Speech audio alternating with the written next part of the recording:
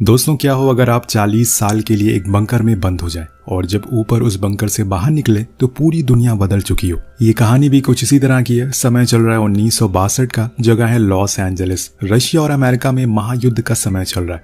दोनों देश एक दूसरे को अपनी ताकत दिखाने में लगे हुए हैं, लेकिन रशिया ने हाइड्रोजन बॉम्ब तैयार कर लिया है और उसने कई तो इस्तेमाल भी कर लिए, जिसकी वजह से अमेरिका ने अपने साइंटिस्ट पर जोर डालना शुरू कर दिया है। अब उन्हें भी कुछ ऐसा बनाना होगा। अब उसी समय हम एक बड़े नामी साइंटिस्ट डॉक्टर कैल्विन को अपने घर में पार्टी करते हुए देखते हैं, जहां पर कई बड़े बड़े लोग आए हुए हैं। लेकिन तभी टीवी पर उस समय के अमेरिकन प्रेसिडेंट कैनेडी एक प्रेस कॉन्फ्रेंस करते हैं और सभी अमेरिकन को बताते हैं कि उसने भी परमाणु हथियार बना लिया है और अब वो रशिया का मुंह तोड़ जवाब दे सकते हैं। लेकिन डॉक्टर कैल्विन कहीं न कहीं इस बात से डरे हुए थे कि अगर दोनों देश एक दूसरे के ऊपर परमाणु बम गिरा देंगे तो उनके परिवार को बहुत नुकसान पहुंचेगा और क्या पता वो जिंदा भी ना बचे। इसलिए वो फौरन सभी लोगों को अपने अपने घर जाने के लिए कह देते हैं, क्योंकि उन्हें अब फौरन कुछ करना पड़ेगा। और अब वो अपनी पत्नी क्लारा को लेकर पहले से बनाए हुए एक बंकर में चले जाते, क्योंकि उन्हें इस बात का पहले से अंदेशा था कि जरूर कभी न कभी परमाणु युद्ध होकर रहेगा, इसलिए उन्हें यह बंकर पहले से बना रखा था। वहीं दूसरी ओर हम आसमान में एक प्लेन को उड़ते हुए देखते हैं जो रशिया के ऊपर हमला करने के लिए जा रहा है। लेकिन तभी उसमें कुछ पंछियां आगे टकरा जाती हैं, जिससे कि उसका इंजन फेल हो जाता है और पायलट को मजबूरन इंजेक्ट करना पड़ता है। वो प्लेन को छोड़ देता है और वो प्लेन आकर किसी और के घर नहीं बल्कि डॉक्टर के घर पर ही गिरता है।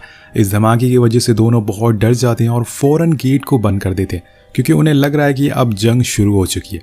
लेकिन यहाँ उन्होंने ये नहीं सोचा था कि ये गेट पूरे 40 साल बाद ही खुलेगा, क्योंकि डॉक्टर ने इसे इस तरह से डिजाइन किया था कि जब भी किसी देश पर परमाणु हमला होता है तो रेडिएशन को खत्म होने में लगभग 40 साल लगते हैं। और उन्हें अभी यही लग रहा है कि ऊपर के हालात बहुत ही बुरे हैं। अब अगली सुबह वहां पुलिस आती है और वो इन लोगों को हर तरफ ढूंढती है, लेकिन ऑफिसर को घर में कोई दिखाई नहीं देता। इसलिए उन्हें लगता है कि शायद वो जलकर खत्म हो गए। लेकिन उन्हें ये नहीं बताया कि वो इस समय जमीन के 100 फीट नीचे सेफ है, जहां उनके अलावा कोई और नहीं पहुंच सकता। अब कुछ समय के बाद क्लारा एक बच्चे को जन्म देती है, जिसका ये लोग नाम जॉन रखते हैं। इस बच्चे को पाकर वो बहुत ही खुश थे, क्योंकि उन्हें लग रहा था कि ऊपर दुनिया खत्म हो चुकी है। लेकिन ये बच्चा आगे जाकर एडम और ईव वाला काम करेगा और फिर से दुनिया को एक बार उजागर करेगा। लेकिन वहीं ऊपर हम कुछ सालों बाद एक रेस्टोरेंट को खुलते हुए देखते हैं, जिसकी खुदाई पे उन्हें जमीन के नीचे एक स्टील प्लेट मिलती है, जो इसी बंकर की छत होती है। वो जेसीबी से उसे खुदवाते हैं, लेकिन वो छत इतनी मजबूत थी कि उसे कुछ नहीं होता। लेकिन उस झटके को डॉक्टर नीचे महसूस कर सकता था। या उन्होंने आने वाले 40 सालों के लिए सारे इंतजाम पहले से ही कर रखे थे, ताकि वो आराम से रह सके। जैसे कि उन्होंने खाने पीने के सामानों को स्टोर करके रखा था, पेड़ भी लगाए हुए थे जिसमें से उन्हें हर सीजन कुछ न कुछ फल सब्जियां मिलती थी। एक पॉन्ड भी था जिसमें उन्हें मछलियां पाल रखी थी, जिससे वो हर दिन खाना खा सकते थे। ऐसे ही कई दिन बीत जाते हैं और देखते ही देखते 10 साल निकल जाते हैं। ऊपर जो रेस्टोरेंट था वो अब बंद हो चुका था और उसकी जगह एक बार खुल जाता है। यहाँ नीचे जॉन भी धीरे धीरे बड़ा होता जा रहा था और उसे डॉक्टर हर चीज सिखाते हैं, जैसे कि साइंस ट्रेनिंग, ताकि वो जब यहाँ से बाहर निकले तो अच्छे से सरवाइव कर सके और एक नई दुनिया का राजा बन सके। एक दिन डॉक्टर उसे कुछ कार्ड ला कर देते हैं जो बेसबॉल प्लेयर के होते हैं, और ये भी उनसे आज से तकरीबन 15 साल पहले के थे। अब उस बंकर में एक लॉन भी होता है जिसमें ये लोग खेल सकते थे और एक क्वालिटी टाइम स्पेंड कर सकते थे। ऐसे ही देखते देखते जॉन 24 साल का हो जाता है। वो अपने जन्मदिन पर एक ऐसा गिफ्ट मांगता है जिसे सभी लोग चौंक जाते हैं। वो कहता है कि मुझे एक चौथा इंसान चाहिए, क्योंकि मैं आप सभी का चेहरा देख देख कर थक चुका हूँ। तो उसके डैड कहते हैं कि ठीक है, लेकिन तुम्हें उसके लिए अभी 2 साल इंतजार करना होगा। लेकिन यहाँ डॉक्टर और क्लारा को इस बात का भी डर था कि अगर उस बंकर का गेट में कोई दिक्कत आ गई और अगर वो अपने आप ना खुला तो वो हमेशा के लिए यहीं पर बंद हो जाएंगे। अब 1995 का साल आता है। ये वही साल है जब इन्हें यहाँ पर बंद हुए पूरे 35 साल बीत जाते हैं, पर किसी को भी आज की डेट याद नहीं है, इसलिए सभी सो जाते हैं। और तभी अचानक से गेट से पानी लीक होने लगता है और धीरे धीरे करके वो ओपन हो जाता है। सभी लोग जाग जाते हैं और डॉक्टर फौरन जाकर गेट के हैंडल को घुमाते हैं और वो बिना किसी दिक्कत के खुल जाता है। दोनों ही बहुत खुश थे, क्योंकि उन्होंने इस पल के लिए पूरे 40 साल का इंतजार किया था। पर यहाँ जॉन को कुछ समझ नहीं आता कि असल में ये सब हो क्या रहा। तब डॉक्टर कहते हैं कि हमें इस समय ऊपर नहीं जाना चाहिए, हम रात का वेट करेंगे। इसलिए वो अंधेरा होने का इंतजार करने लगते हैं। ऊपर हम उस बार को देखते हैं जो अब कई नशीड़ियों का अड्डा बन चुका था। चारों तरफ बर्बादी थी और कुछ नहीं। हम एक होमलेस आदमी को भी देखते हैं जिसका ये किसी जमाने में बार हुआ करता था। और उसी समय वहाँ की जमीन हिलना शुरू हो जाती है। उन्हें लगता है कि शायद भूकंप आ गया। लेकिन तभी लिफ्ट से डॉक्टर ऊपर आता है और वो भी पूरे रेडिएशन सूट के साथ। ऐसे में उन्हें वो देखकर समझते हैं कि शायद वो कोई गॉड है और इसलिए वो भी बेहोश हो जाता है। लेकिन यहाँ डॉक्टर अपने घर के बैकयार्ड को देखकर हैरान थे, क्योंकि अब वो पहले जैसा नहीं रहा। हम देख पाते हैं कि अमेरिका पूरी तरह से बदल चुका है। जैसे कि हम लोग जानते हैं कि साल 1995 के दौरान अमेरिका में बहुत ही ज़्यादा गरीबी आ गई थी। यहाँ भी हमें वही दिखाने की कोशिश की गई है। डॉक्टर थोड़ा और आगे जाते हैं और उन्हें रोड पे बस हर तरफ चोरी चकारी नशेड़ी लोग दिखाई देते हैं। लोग चलते फिरते लोगों को मार रहे थे और उन्हें लूट रहे थे। ये सब देखकर वो हैरान हो जाते हैं और फौरन भागते हुए बंकर में आ जाते हैं और अपनी फैमिली को बताते हैं कि ऊपर पहले जैसा अब कुछ नहीं रहा। ये वो दुनिया नहीं है जहाँ पर हम रहा करते थे, इसलिए अब हमें यहीं पे रहना होगा। लेकिन जूली इस बात को मानने से इनकार कर देती है और बाहर जाने को बोलती है, पर तभी डॉक्टर को स्ट्रोक आ जाता है और वो वहीं बेहोश हो जाते हैं। तब जूली जॉन को अपने पास बुलाती है और उन्हें ऊपर जाने को कहती है, क्योंकि अब उनके पास खाने को ज़्यादा कुछ नहीं है, क्योंकि जॉन ने जो 40 साल के लिए सामान रखा था वो अब समय के साथ ख़त्म हो गया। इसलिए उन्हें कुछ खाने का जुगाड़ करना ही होगा।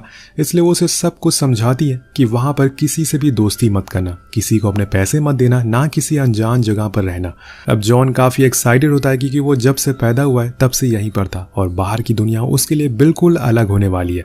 अब इसके बाद वो उसके डैड उसे बुलाते हैं और बताते हैं कि जब तुम ऊपर जाओ तो वहाँ पर एक अडल्ट स्टोर बुक नाम की स्टोर है, उसके सामने मत जाना, क्योंकि वहाँ एक जहरीली गैस है जो सभी को मार देती है। अब वो फाइनली लिफ्ट से ऊपर जाते, उसके साथ एक सूटकेस था जिसमें बहुत सारे पैसे भी थे। पर यहाँ वो होमलेस एक बार फिर से उसे देख लेता और इस बार वो उसके सामने झुक जाता और कहता है कि मैंने जो भी गलती करी है मैं उसके लिए माफ़ी मांगता हूँ, गॉड मुझे माफ़ कर दो। उसे लग रहा था कि जॉन गॉड के रूप में धरती के ऊपर आया है, क्योंकि कुछ दिन पहले उसने डॉक्टर को देखा था और ये गॉड का नया अवतार है। तो जॉन कहता है कि ठीक है, घबराओ मत, सब कुछ ठीक हो जाएगा। इसके बाद वो फाइनली बाहर की दुनिया में एंटर करता है और आसमान की तरफ देखकर चिल्लाना शुरू कर देता है, क्योंकि उसने आसमान को पहली बार देखा था। सभी लोग उसकी ऐसी हरकत देखकर हैरान थे कि आखिर वो कर क्या रहा है, पर उन्हें ये नहीं पता था कि वो कहाँ से आया। अब इसके बाद वो अडल्ट बुक स्टोर के सामने से गुजरता है और वहाँ पर खड़े सारे लोगों को भगा देता है, क्योंकि जैसे कि उसके डैड ने बताया था, यहाँ पर खड़े रहने से मौत हो जाती है। उसने तो लोगों की भलाई के लिए किया था। अब यहाँ से वो आगे बढ़ता है और बस पर बैठता है और वहाँ भी सभी से अजीब अजीब सवाल करता है, की वजह से सभी लोग उस पर हंसते हैं, क्योंकि उन्हें लगता है कि शायद वो पागल है। अब वो सीधा जनरल स्टोर पहुंचता है, जहाँ पर सामानों को लेने के लिए जो उसकी मॉम ने बताए थे। सभी सामान को लेने के बाद जब वो बिल काउंटर पर पहुंचता है तो उसे पता चलता है कि उसके पैसे तो कम पड़ रहे हैं, लेकिन वो कैशियर कहता है कि आपने ज़्यादा पैसों का सामान लिया है, इसलिए हम इसे खुद आपके घर तक छोड़ कर आएंगे। और तभी उसे याद आता है कि उसे अपने घर का एड्रेस तो पता ही नहीं है। वो अपना सारा सामान, सारे पैसे वहीं छोड़कर घर को ढूंढने के लिए निकल जाता है, लेकिन काफ़ी रात हो जाती है और उसे वो घर मिलता ही नहीं है जहाँ वो रहता था, यानी कि वो बंकर।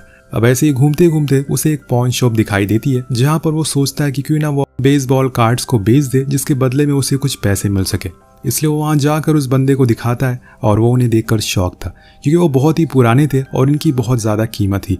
पर जॉन उसके बदले में बस $500 ही लेता है, क्योंकि उसे उन कार्ड की असली वैल्यू पता नहीं होती। लेकिन तभी वहाँ एंजेलिना नाम की लड़की आती है जो वही काम करती थी। वो उसे बताती है कि इसकी वैल्यू $3000 है। अब ये सुनकर वो हैरान था। अब एंजेलिना की ये बात सुनकर उसका मालिक उसे जॉब से निकाल देता है, लेकिन जॉन को उसकी ईमानदारी काफ़ी अच्छी लगती है, इसलिए वो उससे पहली नज़र में ही प्यार करने लग गया था, क्योंकि वो उसकी मॉम जैसी दिखती थी। अब जॉन उसे अपनी परेशानी के बारे में बताता है कि वो खो गया है और उसे अपना घर मिल नहीं रहा है, लेकिन वो उसकी बातों पर यकीन नहीं करती, क्योंकि जॉन काफ़ी बड़ा है और ऐसे में कोई कैसे खो सकता है। तो वो कहता है कि यही सच है, अगर तुम मुझे किसी होटल में छोड़ दो तो मैं तुम्हें एक कार्ड दे सकता हूँ। अब वो मान जाती है और उसे होटल छोड़ देती है, लेकिन अगले दिन वो सुबह आकर उसे कार्ड को लौटा देती है, क्योंकि उसे उसकी कोई चीज़ नहीं चाहिए थी। और ये बात जॉन को पसंद आने लगती है। उसने अपनी मॉम के अलावा ये दूसरी लड़की थी जिससे उसने हाथ पकड़ा था। तभी एंजेलिना बताती है कि उसे किसी जॉब की ज़रूरत है।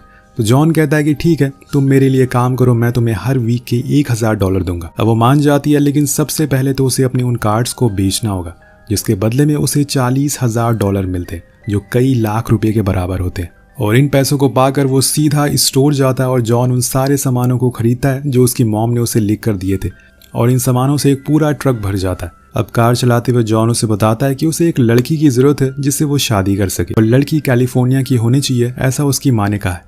इसके बाद एंजेलिना उसे कार चलाना भी सिखाती है, जो कि वो सही से चला नहीं पाता। वो उसे अपने दोस्त और यहाँ से वो उसे अपने दोस्त ट्रॉय के घर ले जाती है, जो कि एक फैशन डिज़ाइनर था। दरअसल एंजेलिना चाहती थी कि जॉन का फैशन थोड़ा चेंज हो सके, तभी उसे कोई लड़की मिलेगी, इसलिए वो लोग मिलकर शॉपिंग करते हैं। और वहीं दूसरी ओर हम जूली को देखते हैं, जो परेशान है क्योंकि कई दिनों से जॉन वापस नहीं आया। इसलिए वो एक रात लिफ्ट से ऊपर जाती है, जहां वो होमलेस आदमी प्रे कर रहा था और अपने लोगों के साथ होता है। तभी जूली जमीन से बाहर निकलती है और ये देखकर सभी हैरान थे। तो वो होमलेस आदमी पूछता है कि आप कौन है। वो कहती है कि मैं माँ हूँ। तो सभी लोग उसकी तरफ देखकर माँ माँ कहने लगते हैं। वो समझ रहे थे कि ये मदर मैरी है। अब उनसे डर कर वो फिर से नीचे चली जाती है। उधर जॉन अब नई नई चीज़ों को एक्सपीरियंस करना शुरू कर देता है, जैसे कि उसने आज कई सालों के बाद पहली बार खुले आसमान के नीचे स्केटिंग की थी। उसके बाद वो समुद्र में भी गया और सबसे बड़ी बात, वो पहली बार बारिश को महसूस करता है, जो उसके लिए एकदम अलग अनुभव होता है। यहाँ उसकी ऐसी हरकतों को देखकर एंजेलिना को थोड़ा अजीब लगता है। कभी कभी तो उसे सच में लगता है कि जॉन पागल है। और एक दिन वो उसके लिए लड़की ढूंढने वाला काम करती है। उसे एक क्लब में ले जाती है जहाँ पर जॉन को एक लड़की पसंद भी आ जाती है। लेकिन जब वो उसे बात करने लगता है तो एंजेलिना थोड़ा अजीब सा बिहेव करना शुरू कर देती है, जिस वजह से जॉन वहां से जाकर डांस फ्लोर पर डांस करना शुरू कर देता है। और उसे देखकर सभी लड़की उसे पसंद करने लगती है। और ये देखकर एंजेलिना को जलन होना शुरू हो जाती है। वो अपने एक्स के पास चली जाती है, लेकिन उसे अपने एक्स के पास देखकर जॉन को जलन होने लगती है। यानी कि यहाँ पर पूरा करण जौहर की स्टूडेंट ऑफ द ईयर चल रही थी। वेल अब ऐसे ही चलता है और जॉन गुस्से में आकर उसे एक्स को मार देता है, जिसकी वजह से एंजेलिना उसे छोड़कर पार्टी से बाहर आ जाती है। लेकिन जब वो घर पहुंचती है तो उसे वहां कहीं भी जॉन दिखाई नहीं देता। उसे लग रहा था कि वो फिर से खो गया है, इसलिए वो उसे ढूंढने के लिए बाहर जाती है। पर उसकी किस्मत अच्छी होती है, वहां उसे जॉन मिल जाता है। लेकिन इसी चक्कर में उसके घुटनों में चोट लग जाती है। तो जॉन उसे उठाकर घर में लाता है और उसका इलाज करता है। अब उसकी ऐसी केयरिंग चीज़ों को देखकर एंजेलिना उसके अपने प्यार का इजहार करती है।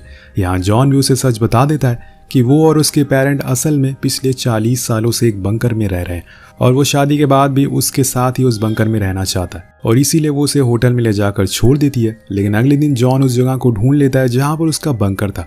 वो एंजेलिना के पास आकर उसे बताता है। अब अगले दिन वो एंजेलिना के पास आता है, पर वो उससे बताती है कि उसने उसके लिए एक साइकियाट्रिस्ट को बुला रखा है ताकि वो उसका इलाज कर सके। इसलिए जॉन वहाँ से भाग जाता है और उसने कहता है कि वो उसके होटल का बिल चुका दे। अब ड्राइव करके वो अपने बंकर तक पहुंच जाता है और उससे उसके मॉम डैड देखकर बहुत ही खुश होते हैं।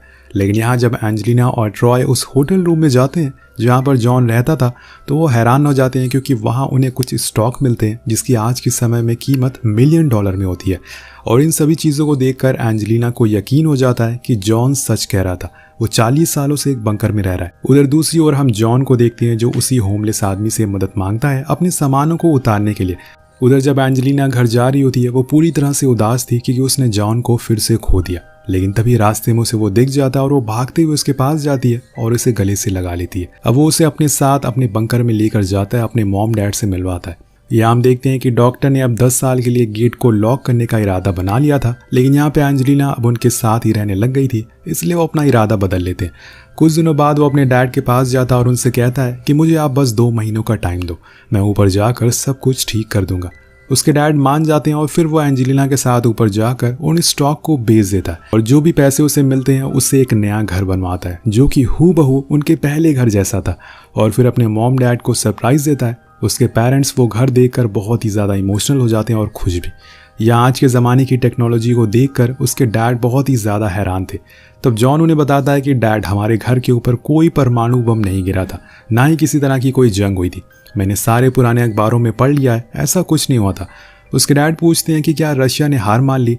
वो उन्हें समझाता है कि कभी जंग हुई नहीं थी तो रशिया हार कैसे मानेगा।